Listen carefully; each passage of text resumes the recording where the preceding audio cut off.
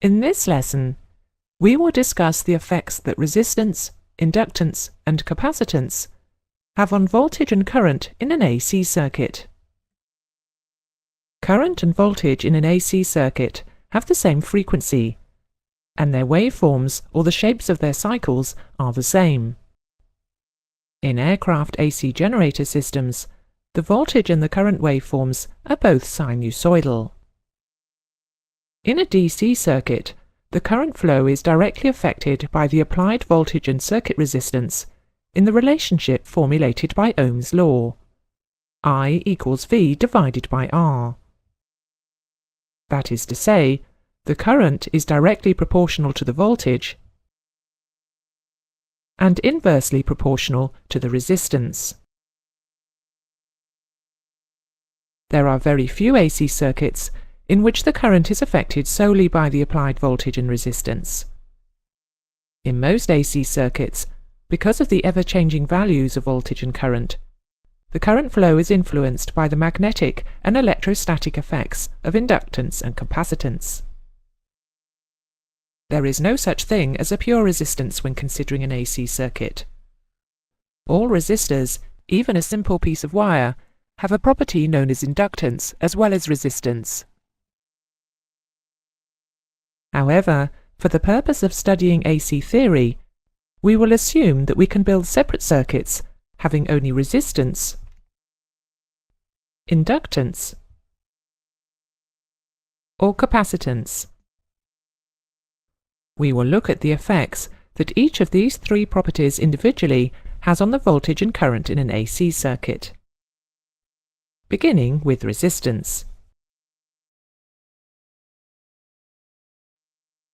In a theoretical AC circuit containing only resistance, both the current and the voltage pass through zero and reach their peaks in the same direction simultaneously. In such circuits, the voltage and current are said to be in phase.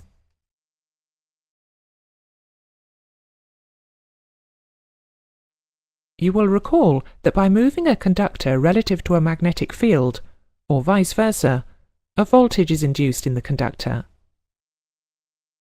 You will also recall that the voltage is only induced when the conductor is cutting through the lines of magnetic flux.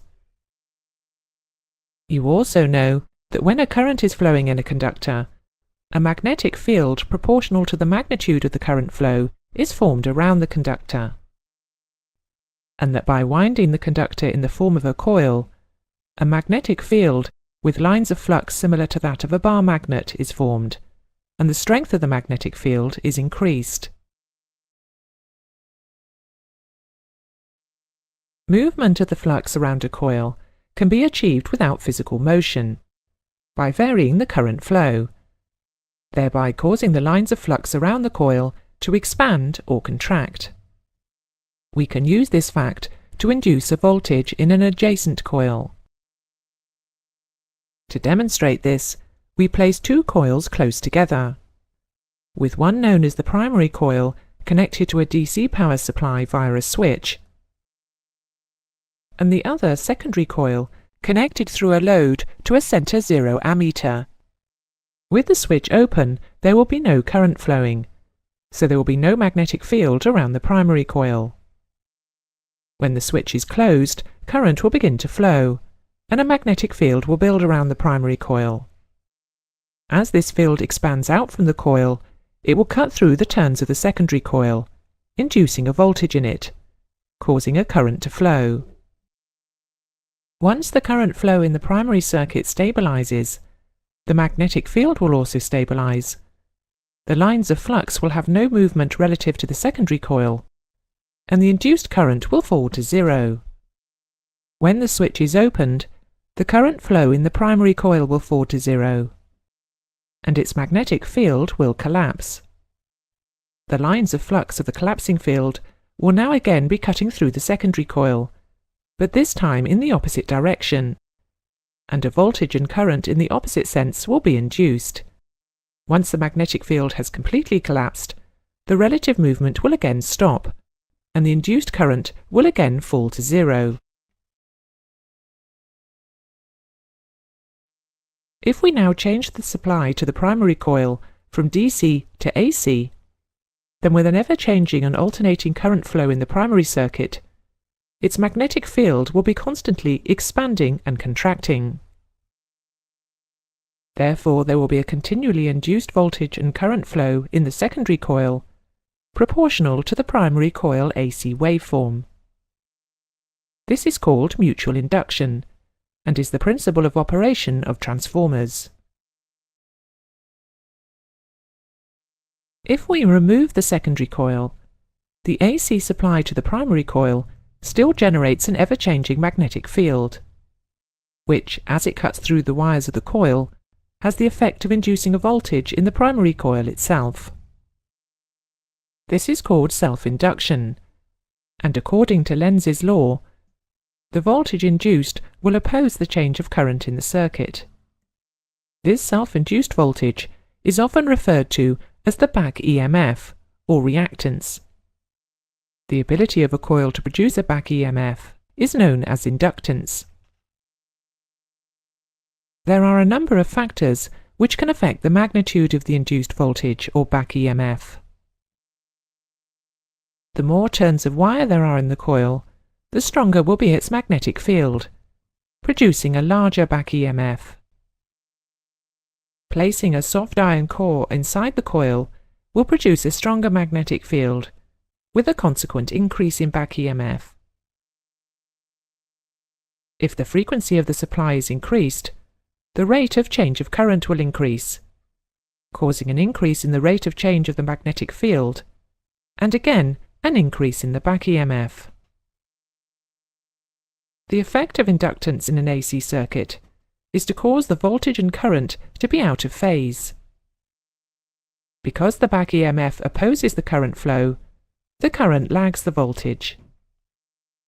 In a circuit having only inductance, the current lags the voltage by 90 degrees of phase.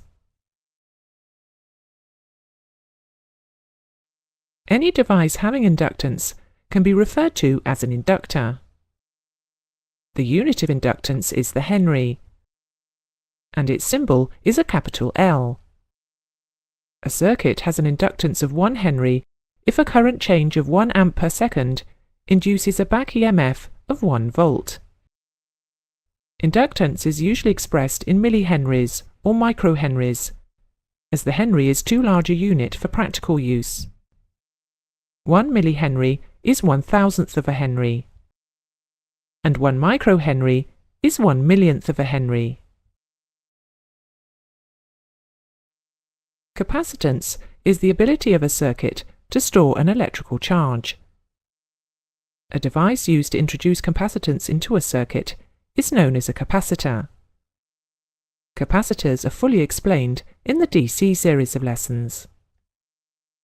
You will recall that a capacitor consists of 2 plates separated by a dielectric, which can be, amongst other things, air, mica, or waxed paper. 3 factors affect the amount of charge a capacitor can hold. They are the area of the plates, the distance between the plates, and the type of dielectric used. The capacitor will store an electric charge, much like a hydraulic accumulator stores fluid under pressure. But first, it needs to be charged.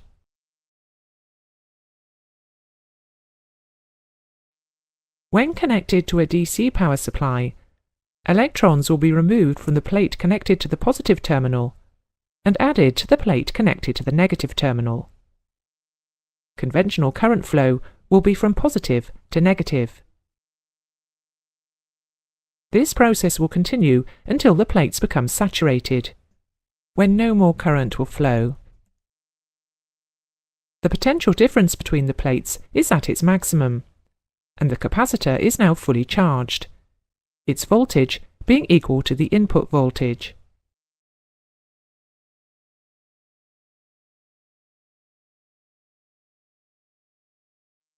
If the capacitor is now removed from the supply, it will retain this charge until it is connected to an external circuit, when the surplus electrons on one plate will flow through to replace the shortfall on the other. Notice that the capacitor has discharged in the opposite direction to which it was charged. Remember that electrons do not pass between the plates through the dielectric.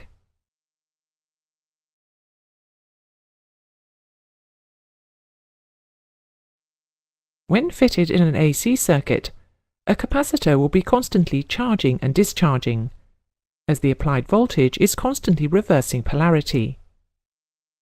As the applied voltage falls, the capacitor discharges current back into the circuit. This has the effect of shifting the voltage out of phase with the current, and in a purely capacitive circuit, the current will lead the voltage by 90 degrees.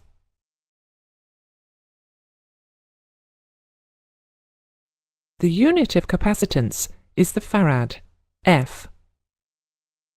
In terms of capacitance, the farad is a very large unit.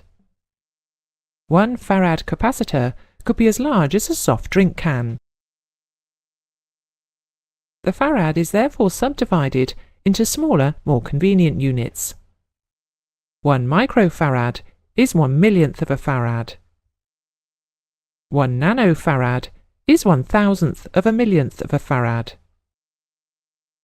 And 1 picofarad is 1/millionth of a millionth of a farad. Capacitors are also rated by their working voltage. This is the largest DC or peak AC voltage which can be applied across the capacitor. It is usually marked on the case of the capacitor, and if it is exceeded, the dielectric may break down, permanently damaging the capacitor. A useful mnemonic for remembering the relationship between voltage and current in inductive and capacitive circuits is the word civil, where C stands for capacitance, I for current, V for voltage, I for current, and L for inductance. So in a capacitive circuit, current leads voltage, and voltage leads current in an inductive circuit.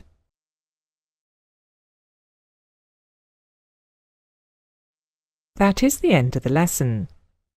Here is a summary of the most important points. In aircraft AC generator systems, the voltage and the current waveforms are both sinusoidal.